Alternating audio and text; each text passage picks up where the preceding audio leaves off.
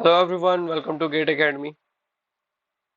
तो हम हमारे आज के लेक्चर में पढ़ने वाले हैं हाइड्रो पावर प्लांट। किस तरीके से एक हाइड्रो पावर प्लांट ऑपरेट करता है, क्या क्या उसके इंपॉर्टेंट पार्ट्स होते हैं, है ना? इन सब चीज़ों को हम लोग आज की क्लास में जानने वाले हैं। जिस तरीके से हम लोगों ने अपने प्रीवियस लेक्चर में देखा था कि हमारा एक थर्मल पावर प्लांट कैसे ऑपरेट करता है, क्या क्या इंपॉर्टेंट पार्ट्स हैं, हर एक की क्या स्पेसिफिकेशन, मतलब क्या इंपॉर्टेंस रखता है वो उस प्लांट के अंदर, वैसे ही हम लोग हाइड्रो पावर प्लांट को भी देखेंगे। और इसके बाद हम लोग आगे का जो हमारा नेक्स्ट लेक्चर रहेगा उसके अंदर हम लोग न्यूक्लियर पावर प्लांट को भी पढ़ने वाले हैं। और इसी तरीके से हम लोग इन शॉर्ट वीडियोस के माध्यम से मैं आपके सामने पावर सिस्टम के, इलेक्ट्रिकल पावर सिस्टम के जो भी इंपॉर्टेंट कॉन्सेप्ट्स है, की कॉन्सेप्ट्स हैं, उन सबको मैं यहाँ पे डिस्कस करूंगा, जो कि आपके एग्जाम के लिए, आपके सेमेस्टर एग्जाम्स के लिए, आपके कॉम्पिटिटिव एग्जाम्स को क्रैक करने में आपकी जरूर हेल्प करने वाले हैं। ठीक है, चले। तो फिर हम लोग स्टार्ट करते हैं हमारा आज का लेक्चर और देखते हैं कि क्या है हमारा हाइड्रो पावर प्लांट। एक हाइड्रो पावर प्लांट एक ऐसी चीज है जिसको कि हम इन जनरल लोग बोलचाल की भाषा में हम कहते हैं कि डैम। तो डैम आप सभी ने देखा होगा, हो सकता है आप उसको मतलब विजिट करने गए हो स्कूल की तरफ से, कॉलेज की तरफ से अपने, या आप पिकनिक वगैरह में भी, क्योंकि बहुत सारे डैम्स हैं जनरली वो लोग पिकनिक स्पॉट टाइप का भी उसको यूज कर लेते हैं, है ना? और ऐसा नहीं भी देखा होगा तो आपने कहीं ना कहीं आपके मूवीज में, डॉक्यूमेंट्रीज में आपने देखा ही है ना? तो एक डैम जो है, एक हाइड्रो पावर प्लांट किस तरीके से वर्क करता है, इसकी क्यूरियोसिटी हर किसी के अंदर है। उस क्यूरियोसिटी को हम आज एक्सप्लोर करेंगे, जानेंगे कि क्या क्या चीजें इसके अंदर होती हैं। ठीक, चलो। तो एक एक सिंपल सिंप्लीफाइड सा डायग्राम देख लेते हैं कि ये क्या होता है हमारा एक डैम या हाइड्रो पावर प्लांट। तो ये एक हमारा हाइड्रो पावर प्लांट यहाँ पे मैंने आपको दिखाया हुआ है। इस हाइड्रो पावर प्लांट के अंदर आप देखते जाएंगे तो जो इंपॉर्टेंट इंपॉर्टेंट पार्ट्स है, पहला इंपॉर्टेंट पार्ट क्या है हमारे लिए, जो most of the important part है, that is a dam. Dam क्या है, क्यों जरूरत है, क्या रिक्वायरमेंट है, सब चीज आपको थ्योरी भी मिल जाएगी। मैं आपको समझा भी देता हूँ कि डैम क्या चीज है। डैम क्या है, एक कंक्रीट का स्ट्रक्चर है, जनरली कंक्रीट से बनाया जाता है। एक स्ट्रक्चर होता है जो कि क्या करता है, वाटर के फ्लो को रोकता है, उसको बाधित करता है। और उस वाटर के फ्लो को रोक करके वाटर का जो हाइट है, जो वाटर की पोटेंशियल एनर्जी, काइनेटिक एनर्जी है, उसको रोक करके उसकी पोटेंशियल एनर्जी को इंक्रीज करने लगता है। ठीक है, ये डैम जो रोकता है वहां पे क्या बनता है हमारा रिजर्वॉयर।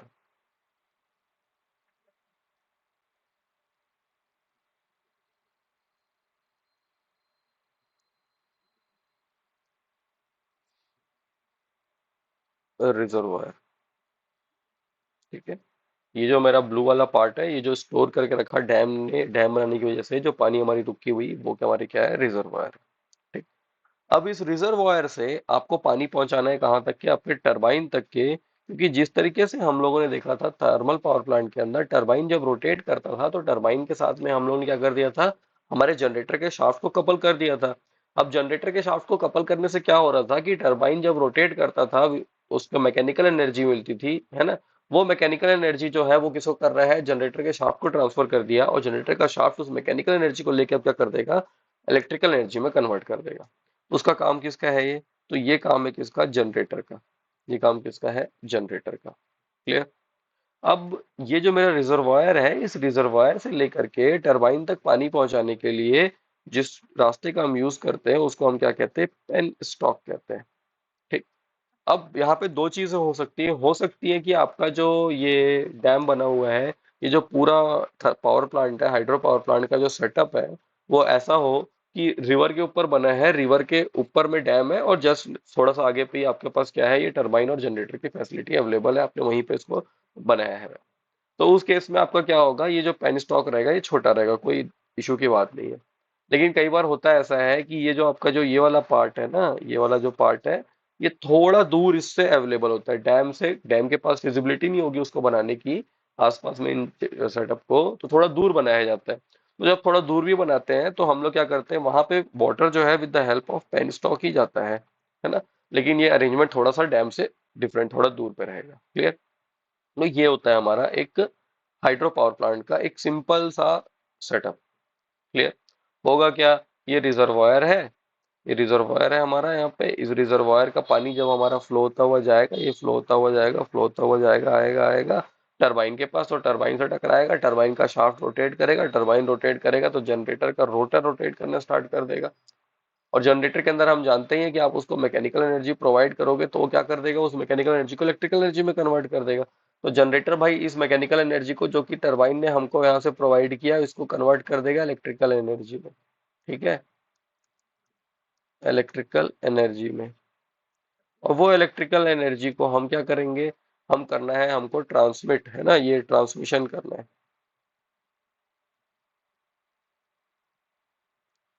उस इलेक्ट्रिकल एनर्जी को हमारा क्या करना है, ट्रांसमिशन करना है। ट्रांसमिशन कैसे करेंगे हम लोग, ट्रांसमिशन के लिए हम जानते हैं कि हमको ट्रांसमिशन के लिए क्या ज्यादा फेवरेबल है, हाई वोल्टेज या हायर वोल्टेज, है ना। ट्रांसमिशन के लिए हमको फेवरेबल है कि हमको हायर वोल्टेज मिले, बिकॉज हायर वोल्टेज होने की वजह से जो ओमिक लॉसेस है और डिफरेंट टाइप के जो लॉसेस है वो कम होते हैं। तो उस वोल्टेज को स्टेप अप करने के लिए हम यहाँ पे एक ट्रांसफार्मर यूज करते हैं, और इस ट्रांसफार्मर होता क्या है, ये होता है स्टेप अप ट्रांसफार्मर। क्लियर। तो ये है हमारा एक डैम का टिपिकल सा डायग्राम है। अब एक एक चीज है जो इसकी इंपॉर्टेंट है वो मैं आपको यहाँ पे with the help of theory आपको यहाँ पे प्रोवाइड करने वाला हूँ। चल, सबसे पहले हम लोग देख लेते हैं रिजर्वायर क्या है और डैम क्या है। तो first of all, what is reservoir. Reservoir का पर्पस क्या है कि एक हाइड्रो पावर प्लांट के अंदर पानी को स्टोर करके रखना ड्यूरिंग रेनी सीजन, या अगर आपका नॉर्मल आपका रिवर है तो पानी तो फ्लो होते हुए आएगा कहीं ना कहीं से, ग्लेशियर वगैरह से। तो उसको स्टोर करने का काम किसका रहता है, रिजर्वायर का रहता है। और उसको वो प्रोवाइड करेगा एट द टाइम जब आपको रिक्वायरमेंट रहेगी इलेक्ट्रिसिटी प्रोडक्शन की, तो वो उसको फिर वो प्रोवाइड करेगा रिजर्वायर। ठीक। रिजर्वायर सिंपली हो गया आपका बैंक अकाउंट टाइप का। आपका जहां से भी सैलरी आ रहा है, विद आप कहीं पे जॉब कर रहे हो वहां से आपकी सैलरी आ रही है, कोई बिजनेस कर रहे हो वहां से सैलरी आ रही है, वो सैलरी को आपने लाया बैंक अकाउंट में डाल दिया, और जब आपको जरूरत पड़ेगा तब आप एटीएम या यूपीआई के थ्रू उसको यूज कर लोगे। तो रिजर्वायर क्या है, जो बैंक है हमारे लिए क्या है, रिजर्वायर है। सिंपल सी बात। तो क्या है reservoir, the purpose of reservoir in hydroelectric power plant is to store water during rainy season and supply the same during dry season. तो ठंडे जब बारिश का सीजन रहता है उस समय पानी बहुत ज्यादा फ्लो होता है हमारे रिवर्स में इंडिया के अंदर, तो वो क्या कर लेता है, उसको स्टोर करके रखे रहता है। और during the times of dry season, गर्मी का समय जो रहता है उस समय में क्या करेगा, ये उसको उस पानी को प्रोवाइड करेगा। Hence, it supplies water to the turbines according to the load on the power plant। तो भाई ये वाटर को टरबाइन को पानी पहुंचाता है according to the load of the power plant. जितनी लोड उतना ज्यादा पानी हमको फ्लो कराना पड़ेगा, उतना ज्यादा पानी ये प्रोवाइड करेगा। ठीक। अब हमारे पास जो रिजर्वायर्स है वो दो टाइप से अवेलेबल होते हैं। दो टाइप के रिजर्वायर है, एक जो होते हैं जो नेचुरली आपको मिलते हैं, दूसरा होते हैं जो हम लोग आर्टिफिशियली हम लोग क्रिएट करते हैं। तो हम जो, अगर आपको कोई बड़े डैम की बात करो तो वहां पे तो हमको आर्टिफिशियल डैम ही बनाना पड़ेगा। और वो जो भी हम डैम बनाएंगे with the help of concrete वगैरह बनाएंगे और एक रिवर के क्रॉस बनाएंगे। ठीक है। तो ये हमारी रिजर्वायर होगा। Next is a dam. Dam क्या है, तो डैम एक आर्टिफिशियल हेड प्रोवाइड करने का काम करता है। मतलब पानी का जो काइनेटिक एनर्जी है उसको रोक करके वो पानी के लेवल को इंक्रीज, ये पानी, ये डैम है मेरा यहाँ तक के, ठीक है, यहाँ तक मेरा डैम था, पानी का लेवल पहले यहाँ तक था। डैम मैंने बना दिया तो क्या हो गया, अब धीरे धीरे पानी का लेवल बढ़ते बढ़ते बढ़ते बढ़ते कहीं ना कहीं तक थोड़ा हाइट गेन करेगा। उसी को हम क्या कहते हैं कि इसका हेड बढ़ रहा है, हाइट की जगह हम यहाँ पे हेड वर्ड यूज करते हैं। ठीक। तो हाइड्रो इलेक्ट्रिक पावर प्लांट के अंदर जो डैम का काम है वो क्या है, आर्टिफिशियल हेड प्रोवाइड करने का काम है। दूसरा है वो स्टोरेज, वाटर के स्टोरेज का, वो वाटर के स्टोरेज को हम लोग रिजर्वायर ही कहते हैं। तीसरा है डैम के अंदर हमको एक प्रोविजन प्रोवाइड करना पड़ेगा कि भाई जब हमारा क्या होगा, जैसे कि क्या कहना चाहिए, बाढ़ की स्थिति आती है, फ्लड की स्थिति आती है, उस समय में जो हमारा वाटर है वो क्या होगा, ओवरफ्लो होता है डैम से। तो वो डैम के थ्रू ओवरफ्लो ना हो, तो इस वजह से हम क्या प्रोवाइड करते हैं उसमें, उसमें स्पिलवेज वगैरह प्रोवाइड करते हैं।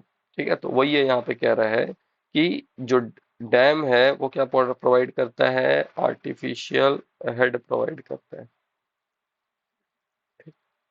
सेकंड, पॉन्डेज, क्या देता है हमको, पॉन्डेज, स्टोरेज और the facility of diversion with conduits. तो जब जरूरत पड़े, जब ज्यादा पानी हो गया है तो उसको हम लोग डाइवर्ट करके भेज देते हैं अलग। और डैम बनाए किससे जाते हैं, with the help of concrete. Clear. तो ये होता है हमारा dam. Next is forebay. Forebay क्या चीज है, जैसे कि मैंने आपको शुरुआत में बताया कि हो सकता है कि आपका जो रिजर्वायर हो और आपका जो टरबाइन और जनरेटर वाला जो सेट हो वो काफी पास हो एक दूसरे के, हो सकता है रिजर्वायर आपका माउंटेन के ऊपर ही है और आपने जस्ट उसके नीचे ही ये अपना अरेंजमेंट लगा के रखा हुआ है जनरेटर टरबाइन का, तो आपको उस सिचुएशन में 4 वे की रिक्वायरमेंट नहीं है। Because at the time of high load, मतलब जब आपका हाई डिमांड होगा, जब डिमांड आपका इंक्रीज हो जाएगा, तो आप उसी समय एट द सेम टाइम आप वहां पे क्या कर सकते हो, वाटर के फ्लो को इंक्रीज करके अपना जो डिमांड है उसको मीट कर सकते हो। बट अगर आप का ये जो प्लांट है, टरबाइन है और जनरेटर है, ये रिमोटली कहीं पे लोकेटेड है, मतलब उस जगह पे अवेलेबल नहीं है जहां पे आपने डैम कंस्ट्रक्ट किया है, तो होगा क्या कि जब आपका हाई लोड रहेगा, जब आपका पीक लोड रहेगा, उस समय अब आपको आपको रिक्वायरमेंट होगी एक्स्ट्रा वाटर की, तो उसको कौन प्रोवाइड करेगा तुरंत? क्योंकि वो तो एकदम तुरंत प्रोवाइड करना है, अदरवाइज पावर आउटेज हो जाएगा। तो तुरंत प्रोवाइड करने का पर्पज से हमने क्या प्रोवाइड किया, हमने दिया है फोरवेज। तो फोरवेज क्या है? Forebays are usually regulating, just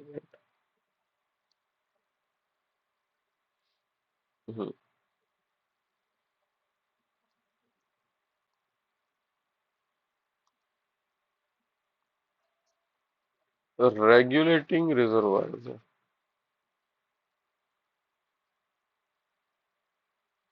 ठीक है, ये क्या करता है, रेगुलेटिंग रिजर्वायर है, stores water temporarily during light load के समय में वाटर को स्टोर करता है, and provide the same for initial increase on account of increasing load. तो सेम जो हम लोग ने लाइट लोड में आप स्टोर करके रखा, उसी को ये पीक लोड में आपको प्रोवाइड कर देता है। ठीक है। एक फोरवे क्या चीज है? Forebay is enlarged body of water just above the intake. Intake के जस्ट पास में ही हमारा क्या रहता है, लार्ज बॉडी ऑफ वाटर, काफी बड़ा सा पानी का तालाब रहता है, झील रहती है, वही सब चीजों की यहाँ बात हो रही है। ठीक है ना। Forebay is not required, भाई फोर वे क्यों रिक्वायर्ड नहीं है, पूरा पढ़ा ही नहीं। Forebay is not required if the plant are situated away from the storage reservoir. तो अगर आपके स्टोरेज रिजर्वायर से हमारा जो प्लांट है वो क्या हुआ, दूर हुआ, है ना, तब आपको क्या करना पड़ेगा, तब आपको भाई फोर वे तो यूज आपको करना ही पड़ेगा। और फोर वे आप यूज कर रहे हो तो अ, उसको हम लोग को यहाँ पे देना पड़ेगा। क्लियर? ये होता है हमारा four way. Four way is a must requirement, because भाई जैसे जैसे आपका लोड इंक्रीज होगा, साइमल्टेनियसली आपको आपके वाटर का फ्लो भी इंक्रीज करना है। और क्योंकि वो आपके अवेलेबिलिटी जो है उसकी दूर है, तो वो चीजें तुरंत नहीं हो पाएंगी, तुरंत होने के लिए फोर वे रिक्वायरमेंट है। ठीक है। Next is spillways. स्पिलवेज जैसा कि मैंने आपको बताया था कि हाइड्रो पावर प्लांट में during the time of rainy season, during the time of floods, water जो है बहुत ज्यादा और फ्लो से और बहुत ज्यादा क्वांटिटी में फ्लो होना स्टार्ट हो जाते हैं। तो वो जब बहुत ज्यादा क्वांटिटी में वाटर फ्लो होना स्टार्ट हो जाएगा, वो आएगा डैम के पास, डैम में स्टोर होगा। डैम का कैपेसिटी यहीं तक है, पानी भरते भरते भरते यहाँ तक पहुंच जा रहा है, अब उसके ऊपर से फ्लो होना स्टार्ट हो गया, तो ये ठीक नहीं है ना। तो हमको क्या करना पड़ेगा, हम अपने डैम्स में अपने वहाँ अरेंजमेंट ऐसा प्रोवाइड करके रखे हैं कि जो हमारा जो एक्स्ट्रा वाटर है वो इजीली साइड से फ्लो होता हुआ निकल जाएगा। उसी को हम लोग कहते हैं स्पिलवेज। तो during flood periods the reservoir becomes full and water overflows. तो भाई ड्यूरिंग फ्लड के टाइम पे रिजर्वायर फुल हो जाता है, वाटर ओवरफ्लो होना स्टार्ट हो जाता है। Spillway is use to discharge the overflowing water to the downstream side in a situation of flood. तो स्पिलवे का हम लोग वहीं पे यूज करते हैं। आपने सुना भी होगा कि उसमें कहते हैं ना, न्यूज वगैरह में, कि आज एक डैम के इतने गेट खोल दिए गए, 4 गेट खोले, 2 गेट खोले, तो वो क्या कर रहे हैं, स्पिलवेज ही खोल रहे हैं, है ना।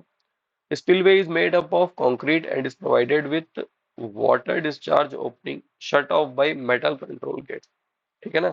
तो मेटल के गेट्स रहते हैं, वो कंट्रोल करके रखे रहते हैं, जैसा लगता है उनको कि नहीं यार डैम में पानी बहुत ज्यादा हो रहा है, अब इससे ज्यादा करेंगे तो ओवरफ्लो होना स्टार्ट हो जाएगा, तुरंत उन लोग स्पिलवेज एक दो तीन जो भी मर्जी के उतना खोल दिए। ठीक है। तो ये होता है हमारा स्पिलवेज।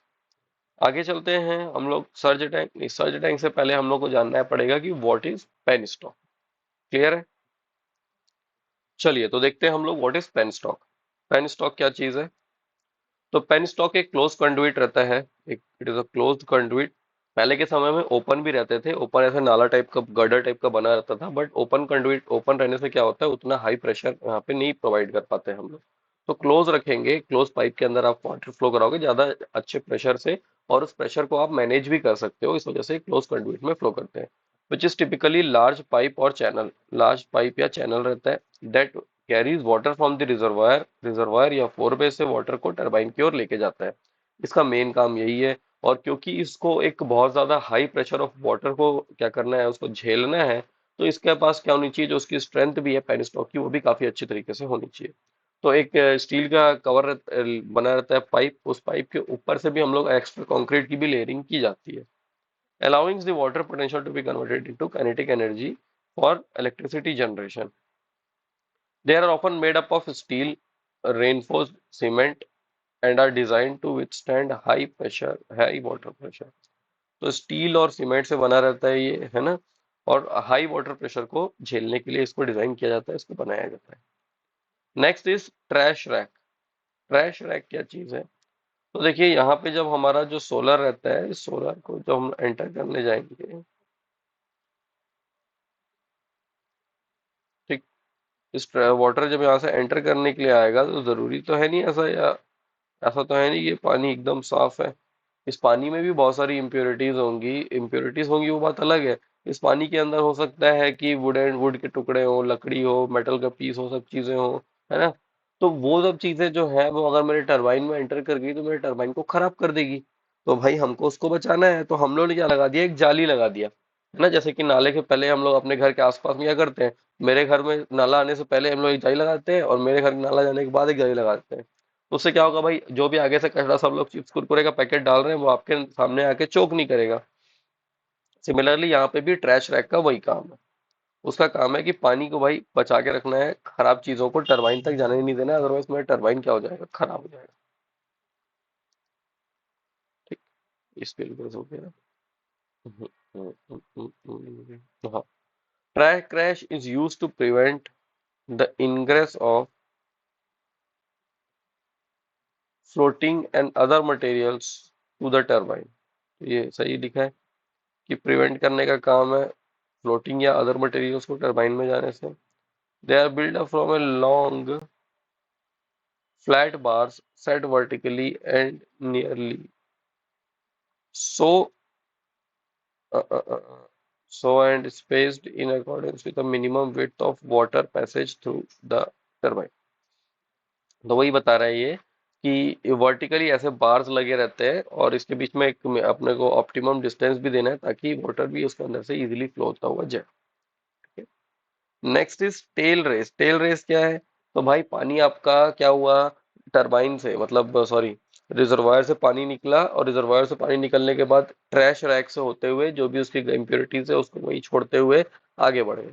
आगे बढ़ा, पेन स्टॉक में आया, पेन स्टॉक के थ्रू वो पहुंच गया कहाँ पे, आपके टरबाइन के पास। टरबाइन आपका गोल घूम गया, लेकिन टरबाइन गोल घूमने के बाद वो वाटर को तो कंज्यूम करता नहीं है, वाटर फिर आगे कहीं ना कहीं फ्लो होगा, और वो वाटर जो आगे फ्लो होगा यूजफुल, उसका पूरा काम हो जाने के बाद उसको हम क्या कहते हैं, टेल रेस कहते हैं। क्लियर? अब देखो कि हमारा जो पेन स्टॉक है, वो पेन स्टॉक समझ लो वर्क कर रहा था, पानी वहां से ऊपर बहुत सारा पानी भरा हुआ है, बहुत प्रेशर से वो पानी नीचे की ओर आ रहा था। अचानक से आप क्या कर दिया, अचानक से अब आपने क्या किया, जो मेरा टरबाइन था, टरबाइन में जाने वाला जो वॉल्व था, उस वॉल्व को बंद कर दिया, ताकि टरबाइन की तरफ पानी ना जाए, या टरबाइन फ्लो घूमे नहीं है, क्योंकि जरूरत नहीं है, रिक्वायरमेंट नहीं है, लोड अभी जो है वो मैनेज हो जा रहा है। तो होगा ऐसा कि जो हमारा टरबाइन को रोका गया, जो वॉल्व को बंद किया गया, उस वजह से वहां पे तो पानी वैसे ही आ रहा है अभी भी, लेकिन पेन स्टॉक के अंदर बहुत ज्यादा हाई प्रेशर बन जाएगा, हो सकता है पेन स्टॉक मेरी खराब भी हो जाए, है ना। तो इस सिचुएशन से बचने के लिए हम क्या करते हैं, इस सिचुएशन से बचने के लिए हम लोग यहाँ पे लगाते हैं सर्ज टैंक। ठीक, ये बहुत ही इंपॉर्टेंट है, बहुत ही ज्यादा इंपॉर्टेंट है कि आपको सर्ज टैंक पता होना चाहिए क्या है। तो सर्ज टैंक क्या है? When the load on the generator is reduced, the governor closes the turbine gates. वही बताया मैंने, जब आपका लोड रिड्यूस होगा तो टरबाइन गेट क्लोज हो जाएंगी, which creates an increased pressure in penstock. तो पेन स्टॉक के अंदर क्या होगा, हमारा प्रेशर इंक्रीज हो जाएगा। This result in to phenomena called water hammering. तो ये जो फिनोमिना कहलाता है, इसको हम लोग क्या नाम दिए हैं, वो क्या नाम कहलाता है, वाटर हैमरिंग कहलाता है। विच में cause the penstock to burst if it fails to withstand the pressure. तो आपका पेन स्टॉक खराब हो सकता है, बर्स्ट हो सकता है। This undesirable phenomena of water hammering is avoided by using a small storage reservoir called surge tank। ठीक है, तो इस टाइप के फिनोमिना को रोकने के लिए हम लोग ने क्या किया, सर्ज टैंक बनाया। और सर्ज टैंक जो हम लोग बनाते हैं वो कुछ इस तरीके से रहता है कि ये आपका रिजर्वायर है जो पहले दिख रहा था आपको, ये हमारा क्या है, पेन स्टॉक है।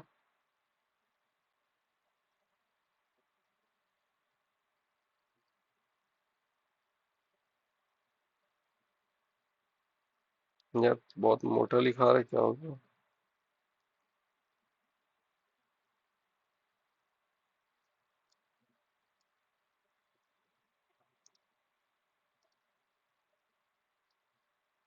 अब बढ़िया लिखा है देखना।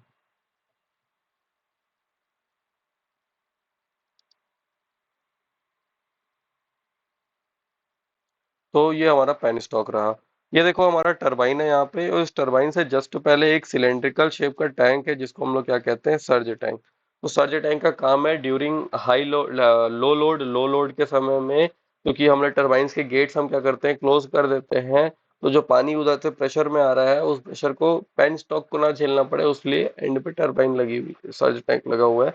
और वो सर्ज टैंक क्या करता है, at the time of heavy load के समय में क्या करेगा कि जो हमारी इलेक्ट्रिसिटी प्रोड्यूस हो रही है, मतलब हैवी लोड मतलब ज्यादा इलेक्ट्रिसिटी कंजम्पशन हो रहा है, उस समय ये क्या करता है, अपना जो उसने वाटर स्टोर करके रखा हुआ है उस वाटर को फ्लो कराता है, उस वाटर को इधर से फ्लो होने के लिए हेल्प करता है। ठीक। लेकिन वहीं पे अगर मेरे टरबाइन जो है वो क्या हो रहा है, हम उसको बंद करना चाह रहे हैं या उसको 100 kVA में काम कर रहा था, हम 50 में 20 में करना चाहते हैं, तो ये जो बैकफायर करता है उसको भी रोकने का काम करता है हमारा सर्ज टैंक। ठीक। तो सर्ज टैंक क्या है देख लो भाई। When a load on a generator is reduced, the generator may sorry. When the load on the generator is reduced, the governor closes the turbine gates and thus creates an increased pressure in the penstock। हम लोगों ने देखा भाई pressure increase होता है, उसी phenomena को हम लोगों ने क्या नाम दे दिया, वाटर हैमरिंग नाम दे दिया। और वाटर अगर ऐसा होता रहा तो हमारा जो पाइप है वो बस्ट हो जाएगा। ठीक। The main feature of surge tank, इसको बचाने के लिए हम लोगों ने सर्ज टैंक लगाया है। सर्ज टैंक का मेन फीचर क्या है, व्हेन द लोड डिक्रीजेस, जब आपका जो लोड है,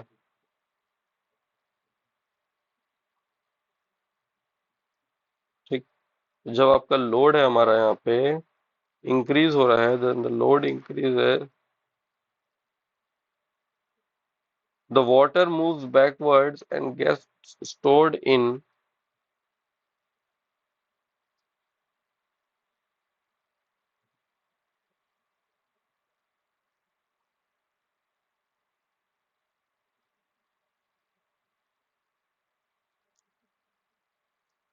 कहाँ पे थे हम लोग?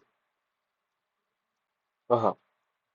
जब लोड डिक्रीज होगा तो वाटर बैकवर्ड्स की तरफ मूव करेगा और वो उसको स्टोर करके रखेगा, और जब लोड इंक्रीज होगा तो वाटर की उसको रिक्वायरमेंट रहेगी, और जब वो रिक्वायरमेंट को क्या करेगा, ये सर्ज टैंक उस समय के लिए मोमेंट्री टाइम के लिए उसको ये प्रोवाइड कर लेगा। ठीक है।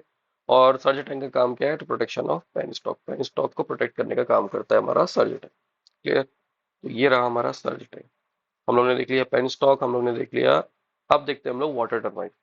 तो वाटर टरबाइन क्या चीज़ है हमारी, वाटर टरबाइन जो है, वाटर टरबाइन हमारी काम करती है, जो एनर्जी है, मैकेनिकल एनर्जी को इलेक्ट्रिकल एनर्जी में कन्वर्ट करने में हेल्प करती है हमारी। ठीक है। या आप कहना चाहिए कि आपको वाटर टरबाइन जो है वो मैकेनिकल को इलेक्ट्रिकल में तो नहीं कन्वर्ट करती, वो जो फ्लोइंग वाटर है उससे मैकेनिकल एनर्जी एक्सट्रैक्ट कर लेती है, और उस मैकेनिकल एनर्जी को फिर दे देती है किसको, एक जनरेटर को। ठीक है। तो प्रिंसिपल के अगर हम लोग, बेस्ड ऑन प्रिंसिपल, जो हमारे पास टरबाइन है वो दो टाइप के अवेलेबल है। First is impulse turbine and second is reaction turbine. ठीक। इम्पल्स टरबाइन जो रहते हैं हम लोग हाई हेड वगैरह में यूज करते हैं। हाई हेड मतलब ऊंचे हाइट वाले टरबाइन्स में, वो क्या, हाइट वाले डैम्स में वहाँ क्या होता है, such turbine are use for high head के लिए हम लोग यूज करते हैं।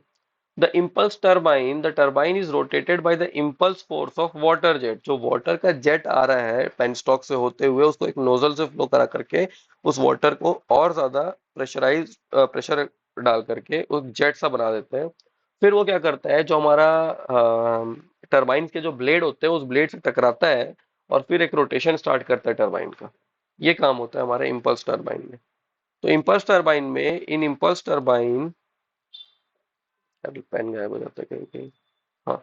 इन impulse turbine, the pressure of water is converted into kinetic energy. Water का जो प्रेशर है वो काइनेटिक एनर्जी में कन्वर्ट किया जाता है in a nozzle, and then the velocity of water jet drives the turbine. तो वाटर जेट की जो वेलोसिटी रहती है वो उस टरबाइन को रोटेट कराने में फिर हेल्प करती है। कुछ इस तरीके से आपका दिखता है एक इम्पल्स टरबाइन। आ गया ये।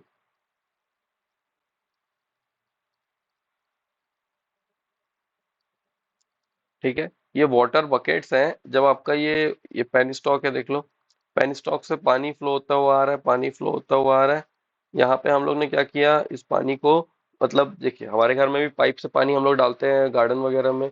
अगर आप उसको ऐसे नॉर्मली पकड़े रहोगे, सामने से पिंच करके नहीं दबाओगे, तो वो पानी का फ्लो जो है वो ज्यादा नहीं रहता है ना, वो नॉर्मली फ्लो होता रहता है। लेकिन अगर आप उसके क्या कर दोगे, पिंच करोगे, दबा दोगे, तो पानी का फ्लो इंक्रीज हो जाता है। तो यहाँ पे भी हम लोग with the help of nozzle, with the help of nozzle हम लोग क्या कर दिए, इसको पिंच कर दिए, तो एक वाटर का जेट बना, और वाटर का जेट जाकर के किससे टकरा रहा है, बकेट से। तो ये बकेट से या फिर टकराएगा, ये बकेट आगे की ओर बढ़ेगा, ये आगे की ओर बढ़ेगा, अगला बकेट आ जाएगा। तो वो क्या होगा, हमको एक रोटेटरी मोशन देखने को मिलता है, इस तरीके से हमको एक रोटेटरी मोशन देखने को मिलता है। क्लियर। और फिर जो पानी ये जो पानी वेस्ट हो गया भाई, अब तो इसका काम हो गया, तो ये कहाँ चला जाएगा, टेल रेस में। मैंने बताया आपको, टेल रेस जो यूज्ड वाटर है उसको बाहर ले जाने के काम में आता है। तो ये होता है हमारे impulse turbine. Second is reaction turbine. Reaction turbine में क्या होता है, हम लोग यहाँ पे सिर्फ पानी का क्या कर रहे हैं, उसके पूरे इम्पल्स का यूज कर रहे हैं। यहाँ पे हम क्या करते हैं, the reaction turbine the pressure as well as velocity, pressure को भी और उसकी वेलोसिटी को भी, दोनों के, जो वाटर की प्रेशर, वाटर की वेलोसिटी जिससे वो आ रहा है, वो दोनों को यूज करता है moving water to spin the runner, runner को स्पिन कराने के लिए। The reaction turbines are placed in water stream where the water enters the turbine casing, and and after rotating the blades, the water leaves the turbine casing। ठीक है। मतलब भाई ये देख लो, ये कुछ आपको कुछ इस तरीके से नजर आएगा। वाटर जो है आपका ऐसे करके फ्लो होता हुआ आएगा, ये अपने स्टेशनरी ब्लेड्स हैं, ये वाले जो रहते हैं ये स्टेशनरी है, वो फ्लो होंगे, और वहां से फ्लो होते हुए नीचे जाएगा, नीचे जाएगा ना जब, तो ये आपके मेन ब्लेड्स हैं जिनको रोटेट कराना है, तो वो रोटेट कराते हुए पानी यहाँ से बाहर निकल जाए। पानी ऐसा है, तो ये लिखा हुआ है यार, वाटर का फ्लो, वाटर फ्लो इधर से ऐसे आता है, और ये प्लेट्स को रोटेट कराते हुए बाहर निकल जाता है। तो वही चीजों को वहां पे बता रहा है वो, कि वाटर एंटर करता है टरबाइन को, and after rotating the blades को रोटेट करने के बाद the water leaves the turbine, तो वाटर लीव टरबाइन से बाहर चला जाता है रोटेट करने के बाद। कहाँ चला गया यार? हम्म, ये होता है हमारा रिएक्शन टरबाइन। ठीक है। रिएक्शन टरबाइन में भी हमारे पास काप्लान टर्बो टाइप है, फ्रांसिस टाइप है, वो टाइप्स ऑफ टरबाइन डिफरेंट, उसमें चले जाएंगे हम लोग, है ना। ठीक। तो ये हो गया हमारे टरबाइन। अब टरबाइन जब आपके रोटेट करेंगे, वो फ्लो ऑफ वाटर को या फ्लो ऑफ रिवर को कन्वर्ट कर रहे हैं मैकेनिकल एनर्जी में। उस मैकेनिकल एनर्जी जो कि उस टरबाइन को घुमाने के हुए उसके रोटेटरी मोशन में आपको मिल गई है। अब आपको उस रोटेटरी मोशन को कन्वर्ट कर देना है किसमें, इलेक्ट्रिकल एनर्जी में। वो काम करता है आपका जनरेटर। और ये क्या है, जनरेटर क्या है हमारा, जनरेटर जो रहता है, क्यों नहीं लिखा रहे भाई, अरे यार कुछ हो गया, चलो ठीक है। हमारा जो जनरेटर है, वो जनरेटर क्या रहता है, मैकेनिकली कपल्ड रहता है। समझ लो यही है टरबाइन, ये टरबाइन, इसके इधर पे इस साइड पे टरबाइन लगा हुआ है, इस साइड पे हमारा जनरेटर लगा रहता है। टरबाइन घूमेगा तो ये शाफ्ट घूमेगा, लेकिन ये इसके साथ अटैच नहीं रहता ना, रोटर तो बीच में फ्रीली मूव कर सकता है। तो कुछ इस टाइप का इनका रोटेशन रहता है। ये टरबाइन रोटेट करता है, टरबाइन रोटेट करता है, साथ में क्या होता है, इसका ये शाफ्ट रोटेट करता है, ये शाफ्ट इसके अंदर में डला रहता है, और ये रोटेट करता है इसके अंदर। और उस रोटेशन की वजह से होता क्या है, उस रोटेशन की वजह से क्या होता है, उस रोटेशन की वजह से वहां पे हमको इलेक्ट्रिसिटी प्रोड्यूस होती है। क्लियर है। तो ये रहेगा। अब ये इलेक्ट्रिसिटी को हमको क्या करना है भाई, इस इलेक्ट्रिसिटी को मुझे ट्रांसमिशन करना है। इस इलेक्ट्रिसिटी का ट्रांसमिशन करने के लिए मुझे पता है कि मुझे हायर वोल्टेज पे कम लॉसेस होते हैं, तो ज्यादा बेटर होगा कि मैं हायर वोल्टेजेस को उस पर ले जाऊं। हायर वोल्टेज वोल्टेज को स्टेप अप करना है, स्टेप अप करने के लिए मैं क्या यूज करूंगा, मैं स्टेप अप ट्रांसफार्मर का यूज करूंगा यहाँ पे। ठीक है।